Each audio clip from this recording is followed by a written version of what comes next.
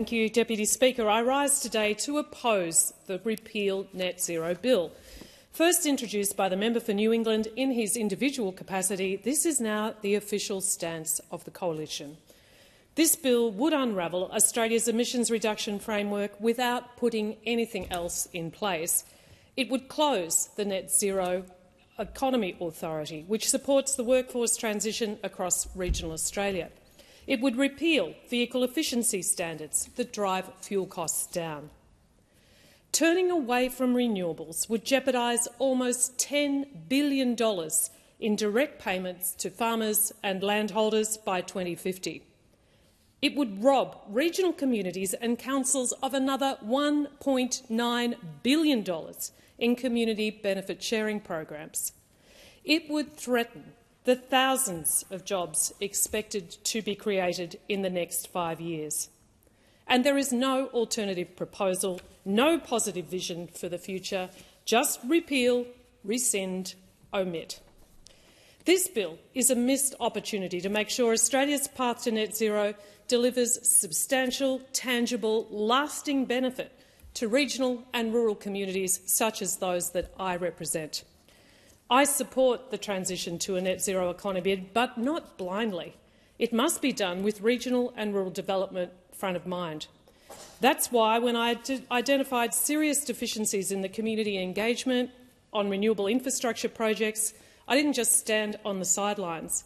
I went to the government and I worked with the minister to secure the Dyer Review, which is helping shape best practice and will ultimately lead to community benefit.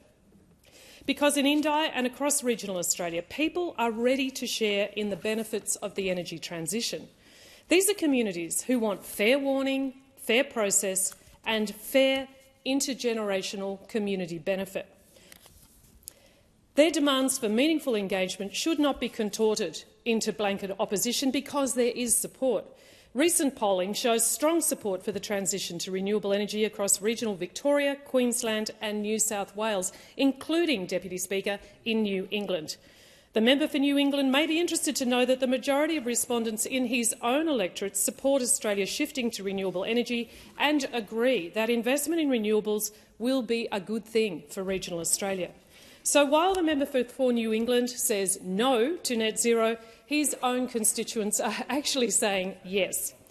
The energy transition is an opportunity for regional Australia, and many of us in this chamber represent regional towns whose origins trace all the way back to the gold rush. Australia's unique geography drove a wave of prosperity that changed our nation's fortunes and future. Today, regional Australia is on the cusp of another gold rush, powered not by what is under the ground, but the energy sources of the 21st century – solar, wind and hydro. And dynamic regional communities are seizing the opportunities. One of the largest local governments in New England, the Armidale Regional Council, is establishing a multi-million-dollar future fund to put revenue from renewable energy straight back into the community. Rural Gurumbat in my electorate has secured support for a new mobile phone tower as well as a $2 million community benefit fund. And Hay Shire Council has negotiated community benefits amounting to $26 million over the next 30 years for one of its projects. Deputy Speaker, I want all communities contributing to the transition to share in the benefit. In 2021, we were told, and I quote, "We cannot pretend the world is not changing. We were warned that if we did, we ran the risk of stranding jobs, especially in regional areas." And who said that? It was the Morrison government's then Minister for Energy and Emissions Reduction, the member for Hume. And he was right. We cannot pretend that the world is not changing. Business and industry have made it clear they want policy certainties, not U-turns. Last week, the Australian Energy Council released a survey confirming that the energy sector is committed to net zero. CEOs agree it is too late to turn back. And it's been a little over a week since the Leader of the Opposition confirmed the Coalition had abandoned net zero. And I say to my northern neighbour, the member for Farrer, it's not too late to reconsider. Instead of denial and division, I invite the Coalition to bring constructive policies to the table. I invite the National Party to consider how to best promote the interests of their communities. I should not be the only regional MP pushing to make sure net zero works for regional Australia and results in intergenerational net benefit.